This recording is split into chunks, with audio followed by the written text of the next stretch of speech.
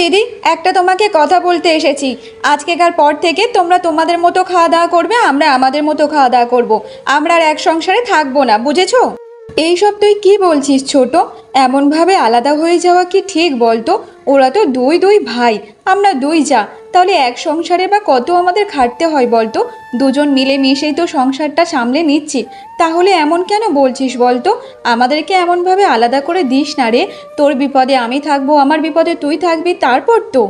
না দিদি, তোমরা তোমাদের মতো থাকো, আমরা আমাদের মতো থাকবো। অত আমরা এক সংসারে থাকতে পারবো না। আর এমনিতে আমার বর সেই চাকরি করে কত কাজ করে পরিশ্রম করে টাকা রোজগার করে নিয়ে আসছে, আর তোমার বর কই মাঠে ঘাটে কাজ করে দুটো পয়সা ইনকাম করছে। পুরো সম্পূর্ণ তো আমার বরের ঘাড়ে টেনে বসে বসে তোমরা খাচ্ছ। সেটা আমি আর মেনে নেব না, বলে দিচ্ছি। ছি ছি ছোট, তোর মনটা যে এত কালো আগে তা জানা ছিল না। আজকে তোর মুখের ভাষায় বোঝা গেল যে তুই কেমন। ঠিক আছে, তুই যখন চাইছিস না, তাহলে আমরা তোদের ওদিকেও যাব না। আর হ্যাঁ, তোরাও আমাদের এদিকে আসবি না, বলে দিচ্ছি। তবে দিদি, আর একটা কথা বলে দিচ্ছি, যদি তোমাদের কোনো জিনিস ভুল করে আমাদের এদিকে চলে আসে না, তাহলে একটা কথা মনে রাখো, সেই জিনিস না তোমাদের ওদিকে আর যাবে না, আমরা আমাদের কাছে রেখে দেবো। হ্যাঁ, এটা আবার কি কথা ছোট? কোনো জিনিস তোদের ওদিকে যদি ভুল করে চলে যায়, সেটা তুই নিয়ে নিবি মানে কি? তুই ছুড়ে দিবি আমার এদিকে, আমি নিয়ে নেব। তা তুই আবার কেন তোর কাছে রাখবি? যখন আলাদা হয়েছিস ভালোভাবে হ, তাহলে আমার জিনিসের প্রতি তোর অত কেন লোভ? দেখো দিদি, আমার অত লোভ টোভ নেই, বুঝতে পেরেছো তো? কারণ তোমার কোনো জিনিস যেন আমার এদিকে না আসে, এটাই বলে দিলাম। ভবিষ্যতে এটা মাথায় ঢুকিয়ে রাখবে, ঠিক আছে? ঠিক আছে ছোট, আজকে তোর বর চাকরি করে বলে তোর এত অহংকার এসে গেছে। ঠিক আছে, একদিন তুই অবশ্যই বুঝতে পারবি, বুঝেছিস তো? তখন দেখবি তোর পাশে কাউকে পাবি না, একমাত্র আমাদেরকে পাবি। দেখো দিদি, সেরকম দিন আমাদের আসবে না, বুঝেছো? তোমরা এই স্বপ্ন দেখেই যাও। আর হ্যাঁ, যদিও বা কোনো বিপদে পড়ি, তবুও তোমাদের কাছে যাব না। হ্যাঁ ঠিক আছে, সেটা সময়ই বলে দেবে। তখন ছোট বউ তিয়াশা মনে মনে বলতে থাকে, খুব শখ আমার বর ভালোভাবে কাজ করে উপার্জন করে নিয়ে আসবে, আর এরা যেন বসে বসে খাবে, সেটা আমি হতে দেব নি বাপু। ঠিক আছে, আমার বর আমার কাছে থাকবে, এবার থেকে আমরা ভালো মন্দ খাবো। ওর বর কোথায় মাঠে ঘাটে কাজ করে তেমন কোনো উপার্জন করে না, আর সংসারটা যেন আমার বরের ওপর দিয়ে চলবে। দুপুরবেলা ভোলা মাঠে থেকে বাড়িতে ফিরে আসে। কি গো গিন্নি, আমাকে যে একা খেতে দিয়েছো? রাহুল কোথায় বলো তো? আজকে তো রবিবার, রাহুলের অফিসও ছুটি আছে, তাহলে রাহুল কেন এখানে খেতে এলো না? রাহুল ভাই আর তোমার সাথে কখনো একসাথে বসে খাবে না, বুঝেছো? তুমি চুপচাপ করে খেয়ে নাও তো। এইসব তুমি কি বলছো বলো তো? ও তো আমার নিজেরই ভাই, তাহলে আমার সাথে বসে খেতে ওর কিসের অসুবিধা? দেখো, তোমার সাথে বসে ভাইয়ের খেতে কোনো অসুবিধা নেই, যত অসুবিধা তিয়াশার। আজকে সকালবেলা তিয়াশা আমার কাছে এসে বলে নাকি এক সংসারে থাকতে পারবে না। তুমি নাকি মাঠে ঘাটে কাজ করে কম টাকা রোজগার করে নিয়ে আসো, আর ওর বর যে চাকরি করে, আমরা নাকি সব ওর বরের ঘাড়ে বসে বসে খাচ্ছি। তুমি বলো, এত বড় অপমান শোনার পর কি আর একসাথে থাকা যায়? এইসব তুমি কি বলছো গিন্নি? বৌমা তোমাকে এইসব কথা বলেছে? দেখো, আমি কম রোজগার করলেও কিন্তু আমি আমার ভাইকে কিন্তু পড়াশুনো করিয়েছি এই কম রোজগার নিয়ে। তাহলে আজকের এরকমভাবে শুনতে হবে কখনো ভাবতে পারিনি। ঠিক আছে বউ, ছেড়ে দাও, ওরা ওদের মতোই থাকুক, আর আমরা আমাদের মতোই থাকি। হ্যাঁ গো, ওরা যদি আমাদের সাথে না থেকে সুখে থাকতে পারে তো থাকুক। আর ভাইকে বা কি বলবো বলো তো? ভাইকে তো ওকে নিয়েই সংসার করতে হবে। ও যদি এমনভাবে সবসময় ঝগড়া করে, আর ভাই যে বাইরে ঘাটে যায়, কখন কোন চিন্তায় কি হবে না হবে, তার থেকে বরং ওদেরকে ওখানেই ভালোভাবে থাকতে দেওয়া হোক। ভাই যদি আমাদের সাথে সম্পর্ক রাখে তো রাখবে, তাতে ক্ষতি কী আছে? দেখো গিন্নি, আমি যা রোজগার করছি তাতে তো আমাদের সংসার তিনজনের পেট ভালোভাবে চলে যাবে। তবে জানো তো, আমার এই ব্যাপারে খুব খারাপ লাগছে। আমি আর আমার ভাইয়ের পাশে বসে আর কখনো খেতে পারবো না, যে ভাইকে আমি নিজের মানুষ করেছি নিজের হাতে।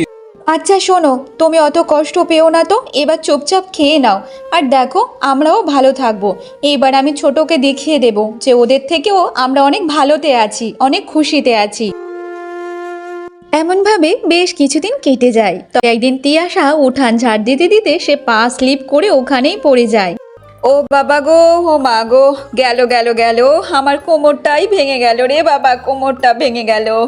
ও বাবা, আমি যে এখান থেকে আর উঠতে পারছি না বাবা, ও বাবা রে, কোমরটাই গেল আমার। আর সঙ্গে সঙ্গে সেখানে রূপা ছুটে আসে। এ বাবা ছোট, তুই কি করে পড়লি বল তো? ইস, খুব ব্যথা পেয়েছিস না? কিন্তু কি করব বল, আমি যে খুব অসহায়, তোকে তো ধরে তুলতেও পারবো না। তুই তো নিজেই বলেছিস যে আমি যেন ওদিক থেকে তোর এদিকে না আসি, আর তুই দেখ পড়লি তো পড়লি, তোর ওদিকেই পড়লি। যে আমি তুলবো তার কোনো সুযোগ নেই। তুই যে মানা করেছিস, তোর কথা তো রাখতে হবে বল। তোর খুব ব্যথা লেগেছে তাই না? দেখো দিদি, তোমার এই মশকরা করা বন্ধ করো, ঠিক আছে? আমি এখানে পড়ে গেছি, আমার যে খুব লেগেছে, আর আমার যা লেগেছে আমি তাই নিজেই বুঝতে পারছি। সেটাই তো, তুমি এখন আমাকে বাঘে পেয়েছো, তাই তো তুমি বলবে যে আমি তুলতে পারছি না। তোমাকে তোলার অত দরকার নেই, আমি নিজে নিজে উঠতে পারি, ঠিক আছে?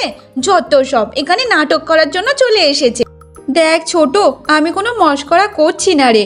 তোর থেকে যে আমার বেশি কষ্ট হচ্ছে, তো এখানে পড়ে বসে আছিস, তবু আমি তোকে হাত ধরে তুলতে পারছি না। এর থেকে বড় কষ্ট আর হতে পারে না রে। কি করব বল, আমার যে যাওয়া মানা আছে। ঠিক আছে, তুই একা একা উঠে আর যা রে, আমি আর কি বলি বলতো। ঠিক আছে দিদি, আজকের আমি পড়ে গেছি বলে তোমার খুব খুশি আনন্দ হচ্ছে তাই না? আমারও সময় আসবে যেদিন তুমি পড়ে যাবে না, সেদিন দেখবো তোমাকে কে তোলে। আমি তো এখন একা একা উঠেই যাব, আর তখন দেখবো তোমাকে তোলার মতো কেউ আসবে না। হ্যাঁ, আর তখন হাসি কোথায় থাকে তখনও আমি দেখবো, এই কথাটার কথা তখন মনে করিয়ে দেব। দেখ ছোট, তোর এমনভাবে দেখে আমার হাসি পাচ্ছে না, বিশ্বাস কর। তবে তুই যদি বলিস তাহলে আমি তোর ওদিকে গিয়ে হাতটা ধরে তুলতে পারি। যাব কি? থাক থাক দিদি, তোমাকে আর এখানে আসতে হবে না, আমি নিজেই উঠে যাব। তোমাকে দেখেই আমি সব কিছু বুঝতে পেরেছি। ঠিক আছে, সময় আমারও আসবে। ও বাবা রে, ও বাবা, আমি যে উঠতে পারছি না, এত কোমরে লেগেছে রে বাবা, এত কোমরে লেগেছে। তখন রূপা মনে মনে বলতে থাকে, নে ছোট, তোর একা একা থাকার বড্ড শখ। ঠিক হয়েছে, যা হয়েছে, এই তো সবে শুরু হয়েছে। এইবার নে, দেখ একা একা কত সামলাতে পারিস। দেখতে দেখতে এমনভাবে বেশ কিছুদিন কেটে যায়। তবে ভোলা অসুস্থর জন্য সে বিছানায় পড়েছিল, সে কোনো কাজকর্ম করতে যাচ্ছিল না। কোনো উপায় নেই, কি করি বলো তো আমি? বাড়িতে একটু আলু আর চাল ছিল, সেটাই রান্না করেছি। তরকারি পত্র কিছু করতে পারিনি, কারণ শাক সবজি হাট বাজার কিছুই নেই।